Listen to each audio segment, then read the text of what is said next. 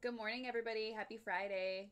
We have spent the last 2 weeks talking about barriers that the millennial generation face in the workforce. And so the two that we've already covered were their need for instant results and their lack of fulfillment. And so today I want to cover the last one, which these are the three that really come up a lot in research. That's why I'm kind of diving into them for you.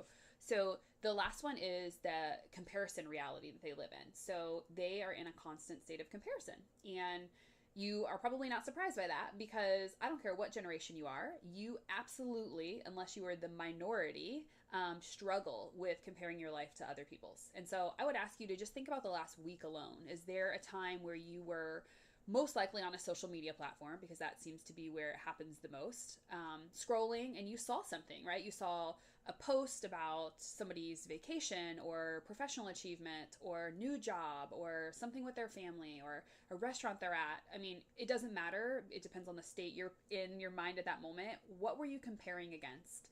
I mean, I can literally think of 3 times just this last week where I was on a social feed. One was LinkedIn, and one was Facebook. Actually, the two were Facebook, and one was LinkedIn, where I felt that emotion of, wow, I'm like not making it, right? Like I am not there. And by there, what I meant was my life compared to the person I was measuring it against, who is only showcasing one thing, right? They were showcasing one reality and one side of that reality. And it makes you feel a little icky. And that's something that we all experience. It's not generational, it's not millennial, it's not Gen Z, it's not boomers or any of us. It's just that grass is greener phenomenon that's been a real thing for humans for forever, right? We definitely feel like we can compare our lives to other people. So, why is it a problem for you as an employer? Well, the generation you're employing, the biggest generation in the workforce, is definitely the generation that's grown up with mass access to comparison. So they're comparing to more than just the people they know. And a lot of times, the people we know, we also know the other side of the story, right? Like we know when it looks like their job is perfect, we know that they actually don't like one of their coworkers or whatever. I'm just giving a silly example, but we know the other side of it.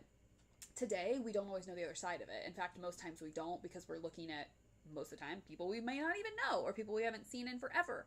So your employees are living in this state of comparison. They're coming into your work and they are frustrated when they're in this journey of career building, which has its rough spots, and they feel like they suck. Quite honestly, that's the simplest way to put it, because somebody else looks like they don't suck.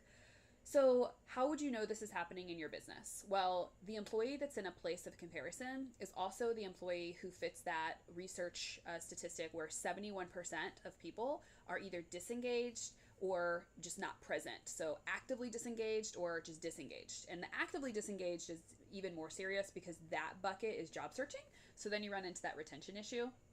So you would know this because that employee is probably not raising their hand and asking for help. They're probably not reaching out to you.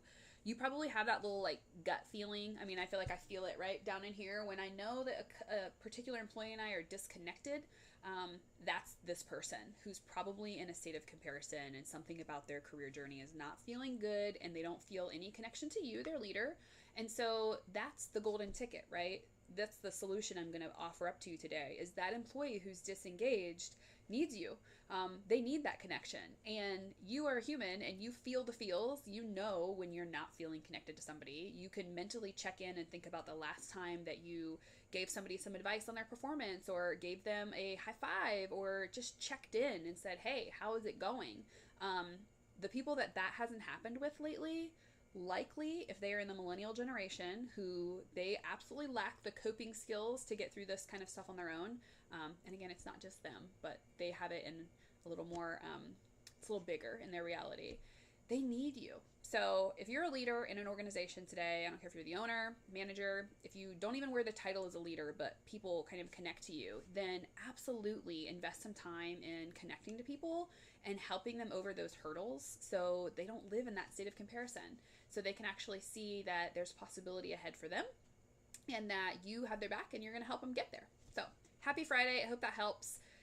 Stay tuned for next week. I'm actually going to dig into some specifics around employee-employer agreements and whose responsibility is what. I know we have a lot of finger pointing, especially I see a ton from the leadership on the platforms I'm on, where they talk about how employees don't show up the way they want them to show up. And so I want to just kind of debunk that and talk about what are we supposed to be doing as leaders and what are they supposed to be doing, because the onus is on both of us, right? So have a great weekend, and I will see you guys next Friday. Bye.